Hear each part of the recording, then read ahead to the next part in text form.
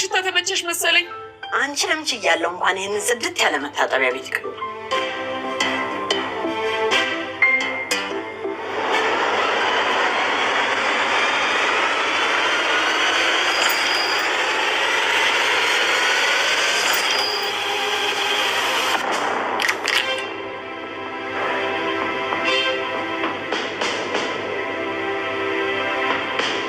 ማን የቆለፈው?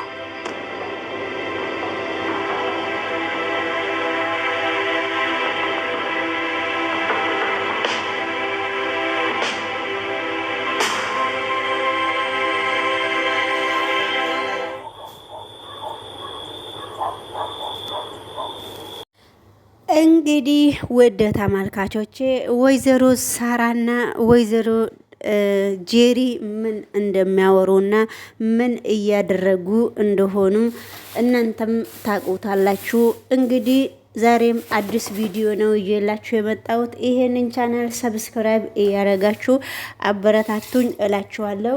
እንግዲህ ሳራ ደግሞ ጄሪን ምን እየሆንሽ ነው? የት ደርሰሽ ነው የመጣሽው? ያንቺ ችግር ምንድነው ብላ ጄሪን ስትጠይቃት ነበረ። ጄሪ ደግሞ ምንም አላረኩም፣ ምንድነው ችግሩ?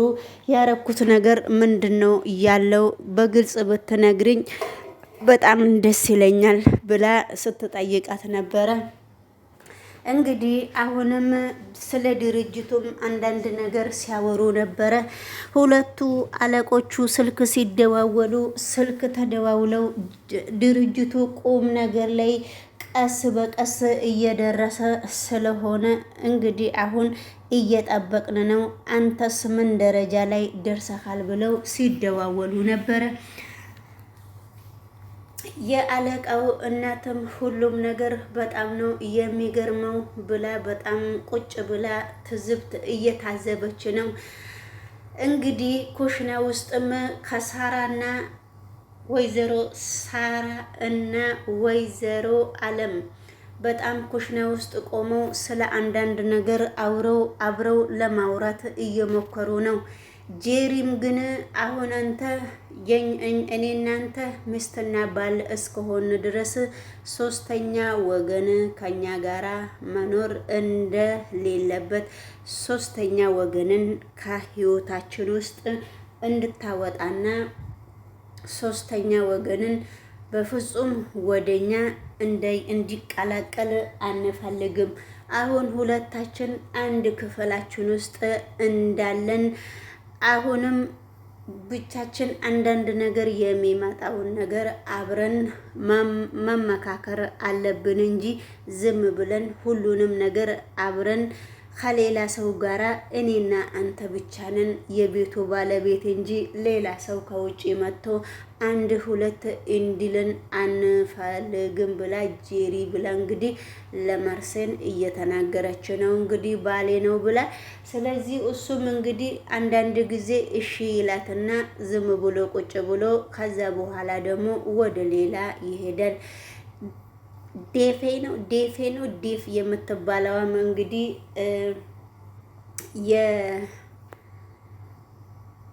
እሷም እንግዲህ አሁን ተሰብስበው አንድ ላይ እየተነጋገሩ ነው።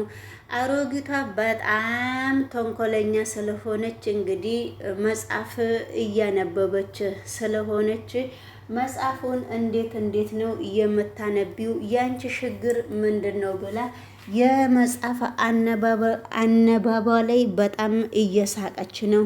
ለምንድን ነው እንደዚህ ሰውን የምታቀለው? አሮጊቷ ለምንድን ነው እንደዚህ የምትስቀው? የሚያነብሰው እኮ ሲወላከፍ እንኳን ቀስ በቀስ ማስለማመድ ይቻላል። ይሄ ያለ ነገር እስከሆነ ድረስ እነሱ እርስ በራሳቸው በፍጹም ሊተማመኑም አልቻሉም። እርስ በራሳቸውም በጣም እንግዲህ ሊመካከሩም አልቻሉም። ሁሉም ሰው ለየብቻ ለራሱ ያለውን ስሜት ብቻ ነው እየተንከባከበ ያለው። ስለዚህ ወይዘሮ ሳራም በአሁኑ ጊዜ በጣም እየገረማትና በጣም እያዘነች አንዳንድ ነገሮችን ከአቅሟ በላይ የሆነባትን ነገሮች በግዴታ እንግዲህ እያስመሰለች ለማኖርና ለማሳለፍ ልትናገርም ፈልጋ አንዳንድ ጊዜም የሚሰማ ሰው የለም። ሁሉም የራሱን ህይወት ወደ ራሱ ህይወት ነው የሚያወራው። እሷም እንግዲህ ትልቅ ሰው እንደሆነች ያ ሁሉም ነገር ገብቷት እንደዚሁ አንዳንድ ጊዜ በአሽሙረኛ በሚባል ነገር ነው የምትመልሰው። ስለዚህ እንግዲህ አሁን አጎቴም የተባለው ወይንም አለቃ የተባለውም ወደ ስልክ እንደሚደወለ አያቅምና ዝም ብሎ ደውሎ ሀሎ ማለት ብቻ ነውና፣ ስለዚህ ምንም እሱም ስለ ድርጅቱም እየቆጫው ነው። ድርጅቱ ቁም ነገር ላይም ደረሰም አልደረሰም የእሱን ህይወት የሚበጠብጥም አለ። ጄሪም ፍቃደኛ አይደለችም ወደ ሌላ ሰው እንዲሄድም ስለ ሁሉም ነገር ለሷ ብቻ እንዲያወራ ነው። አለምም እንግዲህ ምስጢረኛው ነው ያለችው። አለምም ምስጢረኛውን በደንብ ትፈልገዋለች። እንግዲህ እሱም ምስጢረኛው ያላት እሷንም ይፈልጋል። ጄሪም ትፈልገዋለች። እንግዲህ እዚህ ጋር ለራሴ የምናገረው ነገር አለኝ። ወንድ ሴት ልጅ እንግዲህ ወንድን ስታባረርም ብዙም ደስ አይለኝም። ወንድ ልጅም አስሬ ዝም ብሎ ሴት ሲያሳይ አስሬ ከሴት ጋራ አስሬም እንግዲህ ሲመላለስ እንደ ውሃ ቀጂ ጥሩ አይደለም።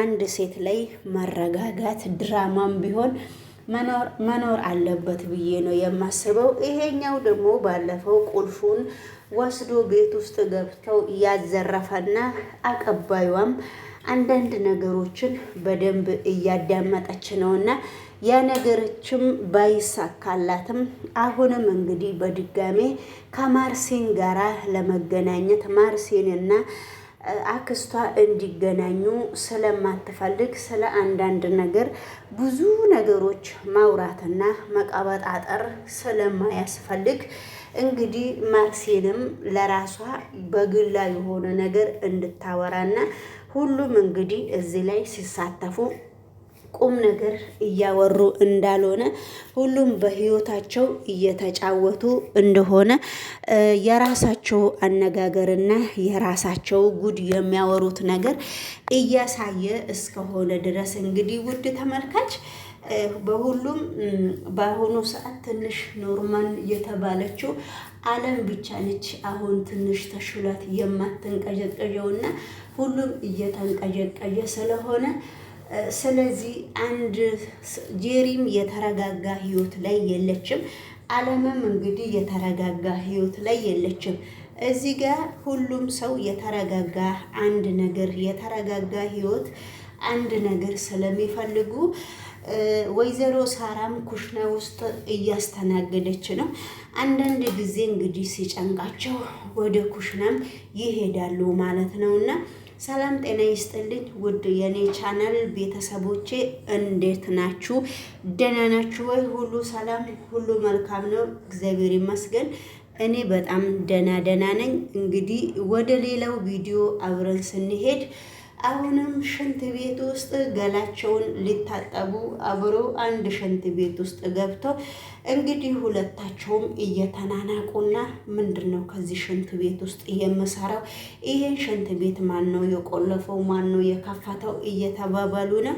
ሁለቱ ገላቸውን ሊታጠቡ ሽንት ቤት ውስጥ አብረው ሲገቡ እርስ በራሳቸው በፍጹም ሊተማመኑና እርስ በራሳቸው ቆመው እያሰቡ ነው።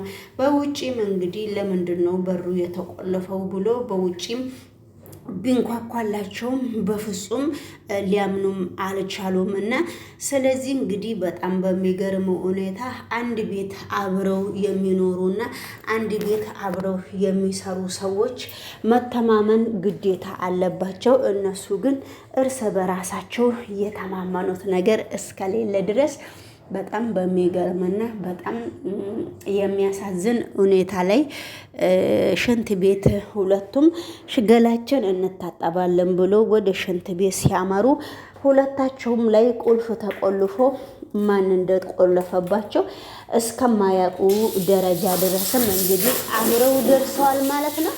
እንግዲህ ሰላም ጤና ይስጥልኝ ውድ ተመልካቾቼ፣ ይሄንን ቻናል እያልኩ እንግዲህ ሁሌ ይሄንን ቻናል ሰብስክራይብ እና ላይክ እያረጋችሁ አንሱት እያልኳችሁ ሁሌም እንግዲህ የተለያየ ድራማ ብመጣም ላይክ ታረጋላችሁ፣ ሰብስክራይብም ታረጋላችሁ እያልኩኝ ብዬ እንግዲህ እምነቱን እናንተ ላይ ሳይሆን እግዚአብሔር ላይ ጥዬ ነው እየተጫወትኩ ያለሁት።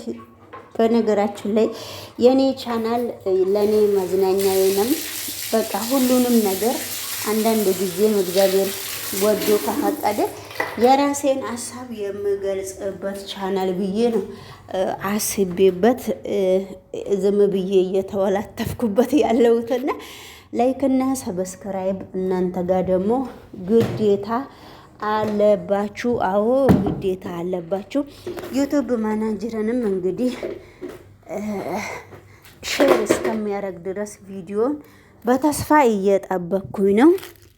እና እንግዲህ ድራማው አንዳንድ ነገሮች ከእስሩ የምንማርና አንዳንድ ነገሮችን እውነት የምናደርገውና እውነት የማናደርገው ነገሮች ሊኖሩ ይችላሉ ብዬ ነው የማምነውና ሰላም ብያለሁ። እንግዲህ ሁላችሁም ባላችሁበት ቦታ የእግዚአብሔር ሰላምታ እንዲበዛላችሁ፣ ሰላም ለሀገራችን ለኢትዮጵያ ሰላሟ እስከሚበዛልን ድረስ እንግዲህ እንዲች እያልን እንግዲህ እሁድ ቅዳሜ በእሁድ እያልን አስፋው መሸሻ ማለት ነው ዘና ፈታ እያልን እንግዲህ አንዳንድ ጊዜ ምሽቱን ለሰላም የነጋም ነጋቱን ለሰላም እያልን እንግዲህ እዚህ ጋር እየተወላተፍን ነው ማለት ነው።